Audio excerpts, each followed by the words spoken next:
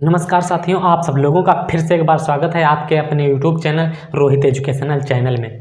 तो आज हम बात करेंगे कि संविधान में जो प्रस्तावना है, इसमें कुछ बहुत ही महत्वपूर्ण इस प्रस्तावना में तत्व दिए गए हैं। वो तत्व और शब्द कुछ इस प्रकार हैं, जैसे कि हम भारत के लोग भारत को संपूर्ण प्रभुत्व संपन्न समाजवादी धर्मनिरपेक्ष लोकतंत्रात्मक गणराज्य बनाने के लिए इस प्रकार के शब्द दिए गए हैं। तो इन शब्द ये इतने बड़े हैं कि इन शब्दों के ऊपर एक किताब लिखी जा सकती है पूरी। इन सब इतने बड़े शब्द हैं, इनको एक व्याख्या अच्छे खासे व्याख्या की जाए तो बहुत बड़ी व्याख्या हो जाएगी। तो हम इन्हीं जो तत्व हैं संविधान की प्रस्तावना के, इन्हीं को बताएंगे। सबसे पहले क्या है? संप्रभुता है। क्या है?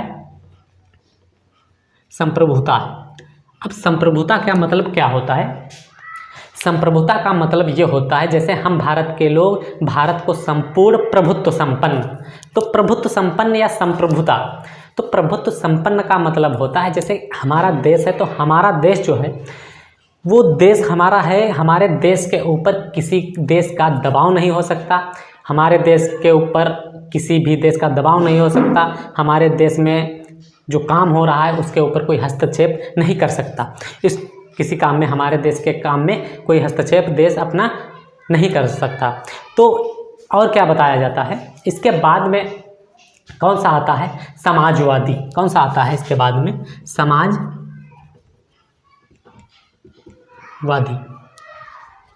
और एक बात फिर से समझ लीजिए कि संप्रभुता का अर्थ क्या होता है। संप्रभु, इसका हम कई अर्थों में विभाजन कर सकते हैं इस शब्द को। जैसे संप्रभु है, प्रभुत्व संपन्न है।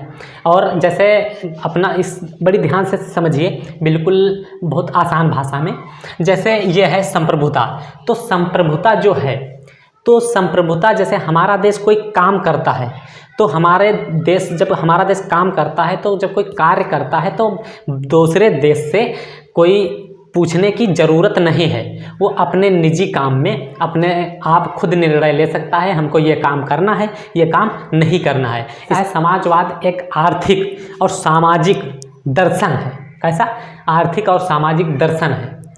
ये स्वामित्व और वितरण किसके अधीन रहते हैं? समाज के अधीन रहते हैं, समाज के नियंत्रण में रहते हैं।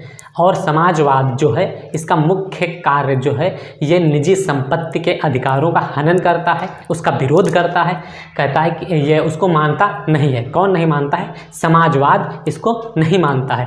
अब हम इसके बाद में किसकी? धर्मनिरपेक्ष की बात करेंगे। धर्मनिरपेक्ष में क्या होता है?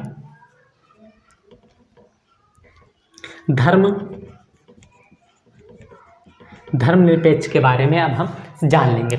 धर्मनिरपेक्ष, देखिए सबसे पहले भारत एक धर्मनिरपेक्ष राष्ट्र है। यहाँ पर सभी धर्मों का सम्मान और आदर किया जाता है।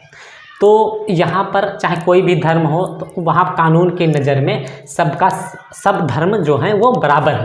यहाँ पर कानून ना तो किसी धर्म को ऊँचा कह सकता है, ना तो किसी धर्म को नीचा कह सकता है। तो अब जो बात कर रहे हैं, धर्मनिरपेक्ष की बात कर रहे हैं, हमने जैसा कि बताया भारत धर्मनिरपेक्ष राष्ट्र है। ये देखिए, ये 42वें संविधान संशोधन जब हुआ था 1976 में, तब इस धर्मनिरपेक्ष शब्द को जोड़ा गया था। उसमें बताया गया था कि ये धर्म जो यहाँ पर भारत देश है, ये जो भारत देश अपना है, यहाँ पर सभी धर्म हैं, सभी जातियाँ हैं, तो यहाँ सबका सम्मान किया जाना चाहिए, ना तो किसी को ऊंचा ना तो किसी को नीचा किया जाना चाहिए। लेकिन बाद में क्या आता है? लोकतांत्रिक आता है। इसके बाद में लोकतांत्रिक आता है, और बड़ी गहनता से हम इसके बारे में जानेंगे कि लोकतांत्रिक इसका मतलब क्या होता है। लोकतांत्रिक, देखिए लोकतांत्रिक,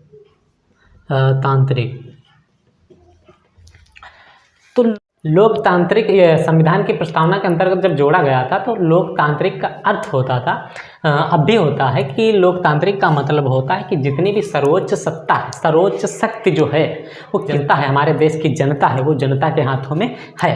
तो ये लोकतांत्रिक का अर्थ हुआ था। इसके बाद में जैसे कि बताया जा रहा है, लोकतांत्रिक हुआ, जैसे आपके 4 तत्व हो गए, 1 2 3 4। अब इसके बाद जितने भी तत्व बचे हैं, अगले पार्ट में आप लोगों को से फिर मिलेंगे। और उसके बाद यदि कोई इसमें देखना आप लोग अच्छा लगे वीडियो, तो कमेंट करना और चैनल को सब्सक्राइब कर देना। मन करे सब्सक्राइब कर देना, ना मन करे मत करना। तो यही सारी चीज़ें हैं। मैं और आप लोगों से इसको रिपीट कर लेना एक बार, ठीक है, आप लोग देख लेना, क्योंकि बहुत महत्वपूर्ण चीज़ होती हैं ये सारी चीज़ें, इंटरव्यू वगैरह में कभी कभी पूछी भी जाती हैं। इसीलिए आप लोगों का बहुत बहुत धन्यवाद। अगले पार्ट में फिर मिलते हैं।